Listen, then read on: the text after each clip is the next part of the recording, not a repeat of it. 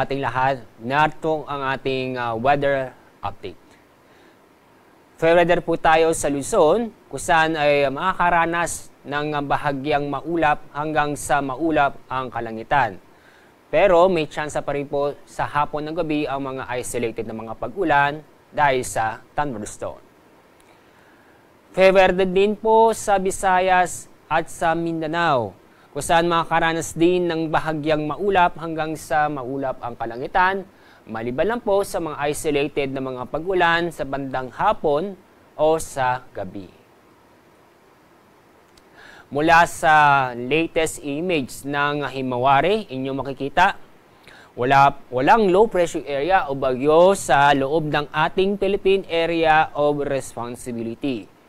Itong ridge of high pressure area ay nakakapekto o umaabot sa Northern Luzon.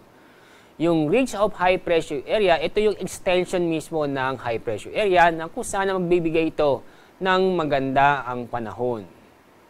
Yung habagat naman ay hindi po umaabot sa ating bansa. Kaya nasa monsoon break po tayo.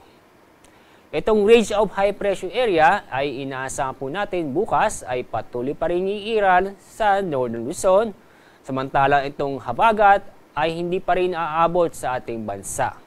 Kaya bukas, araw ng Biyernes, ang buong bansa ay makakaranas po patuloy din makakaranas ng fair weather kung saan makakaranas ng bahagyang maulap hanggang sa maulap ang kalangitan.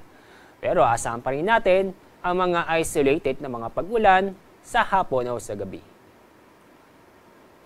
Ang araw sisikat mamaya pong 5:40 ng umaga. Ang araw lulubog sa ganap na 6:25 ng hapon. Ayan pang ating weather update mula sa Pag-asa. Ako po si Alzardi Aurelio.